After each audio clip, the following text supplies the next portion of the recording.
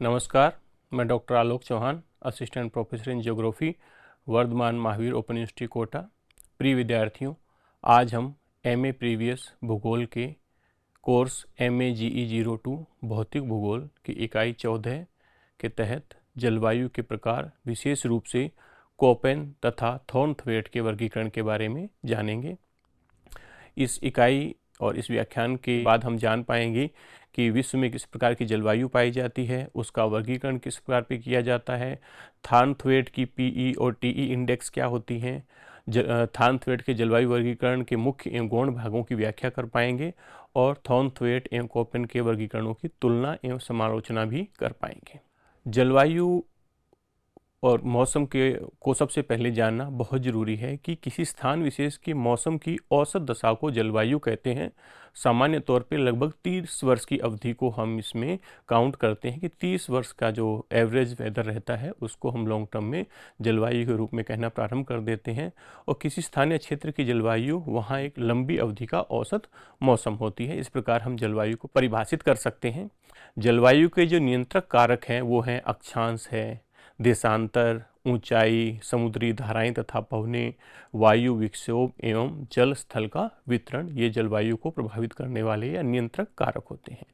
विश्व में जो प्रमुख रूप से पाए जाने वाली जलवायु हैं वो हैं इक्वेटोरियल क्लाइमेट यानी कि भूमध्य रेखीय जलवायु, सवाना तुल्य जलवायु, सहारा तुल्य जलवायु, मेडिटेरेनियन क्लाइमेट भूमध्य सागरीय जलवायु, आर्द्र उपोष्ण चीन तुल्य जलवायु, वेस्टर्न यूरोप टाइप क्लाइमेट और सेंट लॉरेंस टाइप क्लाइमेट। ये जो क्लाइमेट के कुछ मुख्य प्रकार हैं जो विश्व में पाए जाते हैं।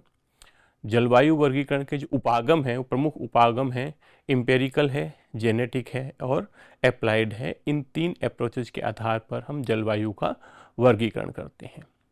वर्षा के आधार पर भी जलवायु का वर्गीकरण किया जाता है कि जहाँ वर्षा कम होती है वो उस क्षेत्र को हम शुष्क जलवायु का क्षेत्र कहते हैं। जहाँ हल्की वर्षा होती है उसे अर्ध शुष्क जलवायु।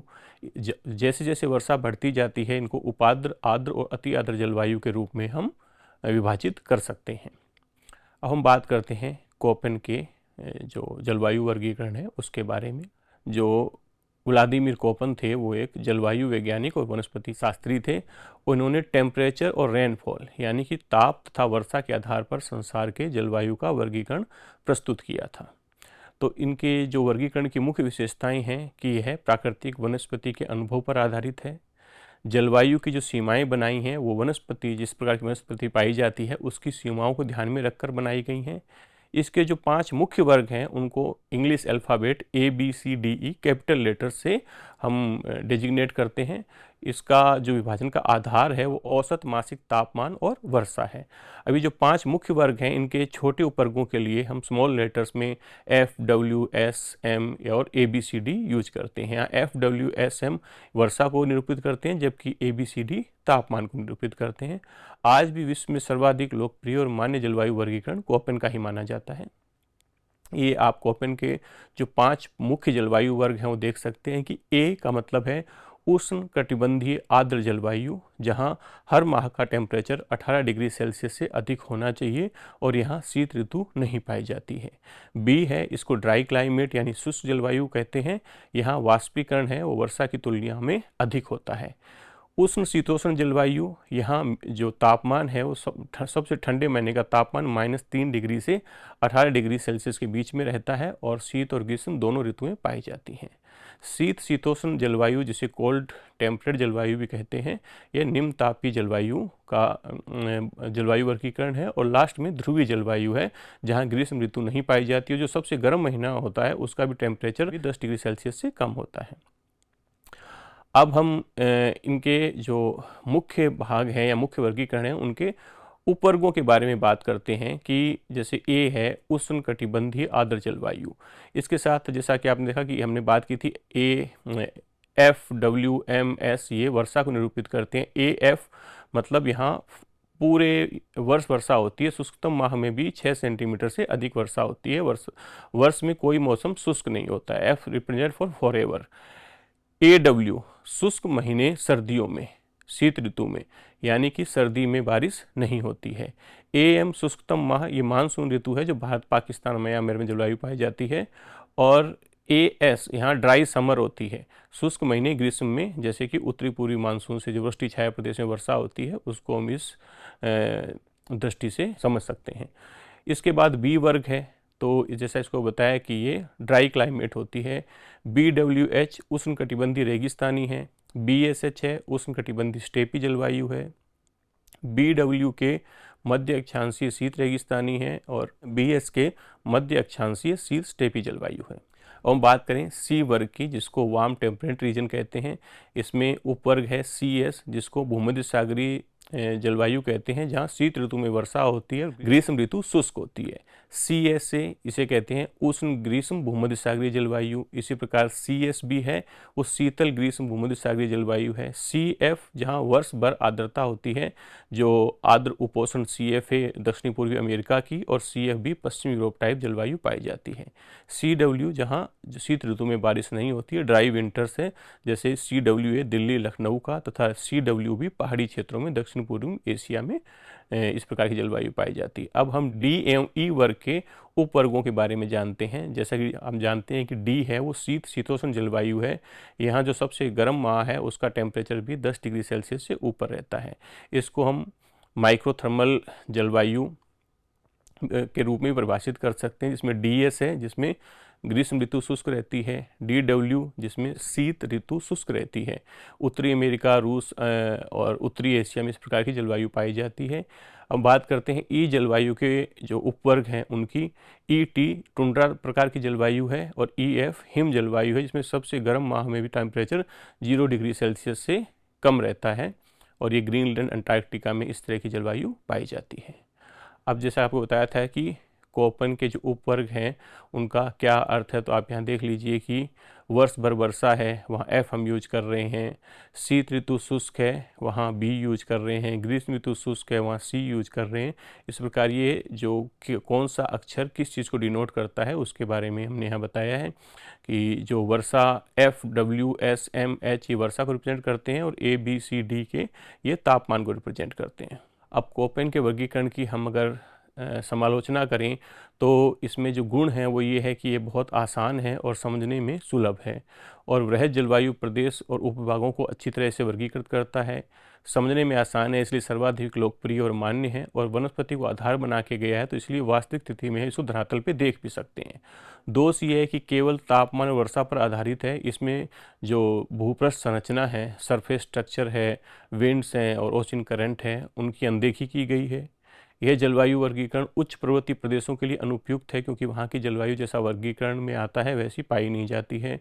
जलवायु और वनस्पति सीमाएं हमेशा एक दूसरे से नहीं मिलती हैं, और ताप की विषमता पर इसमें वर्गीकरण में ध्यान नहीं दिया गया है। अब हम बात करते हैं दूसरे लोकप्रिय साइंटिफिक जलवायु वर्गीकरण की, जो थॉर्नथवेट ने प्रेजेंट किया था। थॉर्नथवेट ने जलवायु तथा प्राकृतिक प्रदेशों में संबंध स्थापित करने का प्रयास किया था। इनके जो दो मुख्य आधार थे वो थे प्रिसिपिटेशन इफेक्टिवनेस और टेम्परेचर इफ़िशियंसी, यानी कि PE और TE इंडेक्स से इन्होंने जो जलवायु का वर्गीकरण प्रस्तुत करने का प्रयास किया था। तो थॉर्नथवेट के PE सूचकांक के आधार पर 5 आर्द्रता प्रदेश तथा संबंधित वनस्पति प्रदेश बताए गए हैं। यहाँ ABCDE कैपिटल लेटर्स में है, ये प्रेजेंट करते हैं अत्यधिक आर्द्र प्रदेश, आर्द्र उपार्द्र प्रदेश, अर्ध शुष्क प्रदेश और शुष्क प्रदेश। और वनस्पति का प्रकार उसी की जहाँ अधिक वर्षा होती है वहाँ वर्षा वन पाए जाते हैं, फिर वन, फिर घास के मैदान, स्टेपी और फिर मरुस्थल। तो ये PE इंडेक्स के अनुसार वर्गीकरण किया गया है। ये थॉर्नथवेट का जलवायु वर्गीकरण है, जिसमें PE और TE सूचकांक दिए गए हैं कि ग्लोब पे किस प्रकार इनका वितरण पाया जाता है। अब हम बात करते हैं इनके दूसरे आधार की, TE इंडेक्स। इसको भी A dash, B dash, C dash, D dash, E dash और F डैश इस प्रकार 6 उप विभागों में वर्गीकृत किया गया है, जो उष्णकटिबंधीय प्रदेश, मध्य तापीय प्रदेश, सूक्ष्म तापीय, टैगा, टुंड्रा, हिमाच्छादित जलवायु प्रदेश और तुषार जलवायु प्रदेश कहे जाते हैं, और इनके सापेक्ष जो TE वैल्यू है वो भी तालिका में प्रदर्शित की गई है। जो थॉर्नथवेट के मौसमी वितरण के जो संकेत हैं RWSD, उनका आप मतलब देख सकते हैं कि वर्ष भर पर्याप्त वर्षा है। W है वो शीतकाल में पर्याप्त वर्षा है। S है ग्रीष्म काल में कम वर्षा है, और D है मतलब सभी मौसम में न्यून वर्षा है। थानथ्वेड के जलवायु प्रदेश के कुछ उदाहरण आपके सामने दिए गए हैं कि अगर किसी स्थान की जलवायु के बारे में अगर ये कोड दिए गए हैं तो आप वहाँ पहचान पाएँ कि ये जलवायु किस प्रकार के क्षेत्र में या किस प्रदेश में पाई जाती है। जैसे डी डैश टैगा तुल्य जलवायु जो कि साइबेरिया कनाडा में पाई जाती है, ई डैश टुंड्रा तुल्य जलवायु जो आर्कटिक क्षेत्र में पाई जाती है। अब थानथ्वेड के वर्गीकरण में भी कुछ गुण और कुछ दोष थे। गुण ये था कि इन्होंने टीई और पीई यानी इन्होंने वर्षण प्रभाविता और ताप की दक्षता दोनों को आधार बनाया है। यह कोपेन की तुलना में अधिक मान्य एवं वैज्ञानिक वर्गीकरण है। इनके जो संकेताक्षर हैं वो कोपेन की तुलना में कम उपयोग किए गए हैं और यह जलवायु के डिफरेंट एलिमेंट्स पर आधारित है, न कि केवल वनस्पति पर। इसमें दोष ये है कि 120 इन्होंने क्लासिफिकेशन किए थे, उसमें से आइडेंटिफाई या प्रेजेंटेशन केवल 32 को ही किया, तो एक तरीके से पूरा वर्गीकरण नहीं कर पाए। पीई और टीई जो उनके फार्मूलाज हैं बहुत कॉम्प्लेक्स हैं, उनको कैलकुलेट करना कठिन है। टेम्परेचर उन्हें फ़ारेनहाइट में प्रदर्शित किए हैं जो आज की सेल्सियस सेंटीग्रेड डिग्री से मैच नहीं करते हैं, और इन्होंने भी ऊंचाई और स्थानीय कारकों की उपेक्षा की है। ये हम देख सकते हैं कि कोपेन और थानथ्वेड के जो वर्गीकरण है उसमें तुलनात्मक हम अध्ययन देख सकते हैं कि किसने किसको आधार बनाया, इनकी संकेत प्रणाली क्या थी। मुख्य वर्ग थे, कोपेन का वर्गीकरण अनुभव आश्रित था और थानथ्वेड का भी अनुभव आश्रित था। भारत की जलवायु अगर बात करें तो कोपेन के हिसाब से कौन कौन सी जलवायु पाई जाती है और थानथ्वेड के हिसाब से मुख्य रूप से कौन सी जलवायु पाई जाती है।